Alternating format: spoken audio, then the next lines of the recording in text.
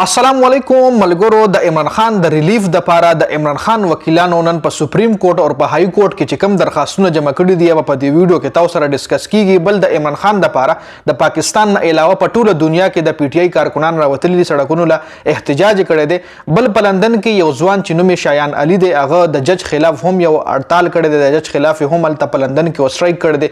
د هغې مکمل ویډیوز به تاسو سره د ویډیو په آخر کې شریک کیږي. خو ټول نه پهله د عمران خان وکیلانو چې نن کوم سپریم کورټ او های کورټ کې درخواستونه جمع کړي دي په هغې باندې خبره کوو، نو ویډیو خپله هم مکمل وګورئ او مخکې ملګرو سره ضرور شریک کړئ. توشاخانه کیس کې نوي اپډیټ راغلی چې عمران خان په کومه طریقه خپلې اساسي حکومت ته خولی دي، نو د هغې دپاره یو معیار جوړ کړل شوی دی چې په دې انداز به خپلې اساسي حکومت ته شو کیږي. نو په دې طریقه ډېر کسانو ته سزا میلاویدی شي. کوم معیار چې اوس حکومت جوړ کو د خپلو اساسو دپاره څومره هم د پاکستان غټ غټ پالیټیشن دي ای به حکومت له خپله اساسه ښیي چې ستا څومره جایداد دی، څومره بینک بیلنس دی، د هغې دپاره یو سټینډرډ جوړ کړلی شو، یو معیار جوړ کړلی شو. که چېرې په هغه معیار باندې عمل وکړلی شي نو ډېر داسې کسان دي چې هغوی له به سزا میلاویږي. لکه ځکه د نومونه وایم نواز شریف شو، شاید خاقان عباسي شو او خواجه آصف شو.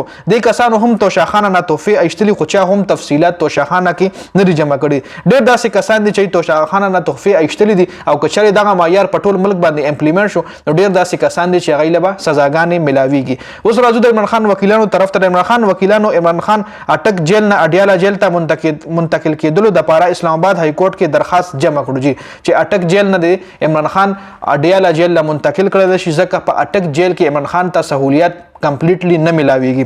درخواست نعیم پنجو ته اسلام آباد های کورټ کې جمع کړی. نعیم پنجو ته چې کوم دی د عمران خان یو وکیل دی چې هغه دا درخواست په اسلام آباد های کورټ کې جمع کړی چې عمران خان ته د 1 کلاس سهولیت هم میلو شي. بل عمران خان وکیلانو سره، فیملی سره او د پارټۍ سینیر کسانو سره د هم د ملاقات اجازت میلو شي. دغه درخواست کې دا خبرې هم شوي دي چې یو د عمران خان د اټک جیل نه اډیاله جیل له منتقل کړل شي، بل عمران خان له د اجازت میلو شي چې هغه کم از کم فیملی سره میلاویږي، وکیلانو سره میلاویږي او د پارټۍ چې کوم سینیر کسان دي چې سره خو عمران خان میلاویدی شي که نه. بل عمران خان وکیلانو نن سپریم کورټ کې هم توشاخانه کیس باره کې درخواست جمع کړو. درخواست کې دا استدعا شوې ده چې عمران خان توشاخانه کیس فیصله د کالعدم قرار شي او توشاخانه کیس ټرایل د بیا شروع شي او پی ټی آی ته د فیر ټرایل موقع ورکړل شي. مطلب دا کومه فیصله چې راغلی ده دا د پی ټی آی خلاف راغلی ده او پی ټی آی ته کمپلیټلی فیر ټرایل موقع نه ده میلاو شوې، نو دا کیس ته دوباره کولو شي او کومه فیصله چې د هغه د کالعدم قرار شي او کیس ته دوباره کولو شي او پی ټی آی ته د کمپلیټ موقع میلاو شي. ججانو او سوري وکیلانو ته د عمران خان وکیلانو ته عمران خان ته د مکمل موقع میلاو شي چې هغوی خپله صفایي وکړي. بل توشاخانه کیس کې فیصله ډېره زر شوې ده او تر څو چې سپریم کورټ فیصله نه وي راغلي نو تر هغې د عمران خان سزا معتدل شي. مطلب تر څو چې سپریم کورټ د دې کیس فیصله نه کړي نو دغه همایون دلاور چې کوم دی چې دا کومه فیصله کړې ده نو دا د معتدل شي.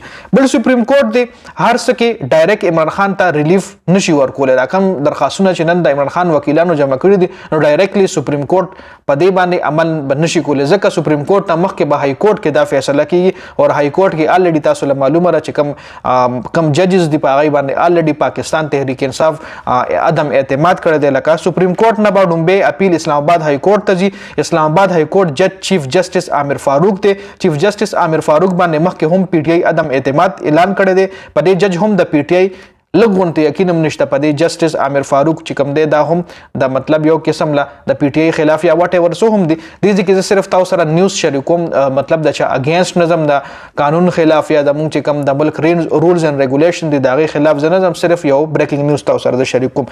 په ټوله دنیا کې د پی ټی آی کارکنان سړکونو له راوتلي دي. د عمران خان دپاره د پاکستان نه علاوه بهر ملکونو کې هم خلک راوتلي. تاسو له دې سایډ له دا ویډیو ښکاري، تاسو له نمونه پکې هم ښکاري چې دا د کم ملک خلک د پی ټی آی کارکنان د عمران خان دپاره راوتلي دي.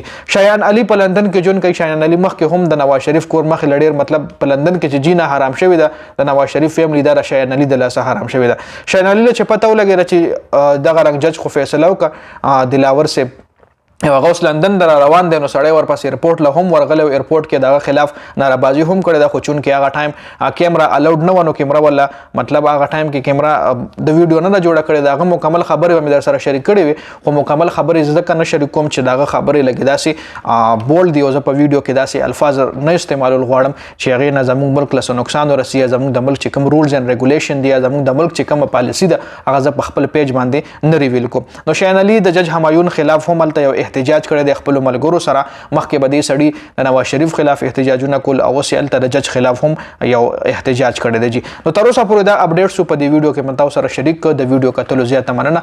ویډیو مخکې ملګرو سره ضرور شریک کړئ. جنید خان افیشل چینل هم سبسکرایب کړئ، پیج هم لایک کړئ. والسلام.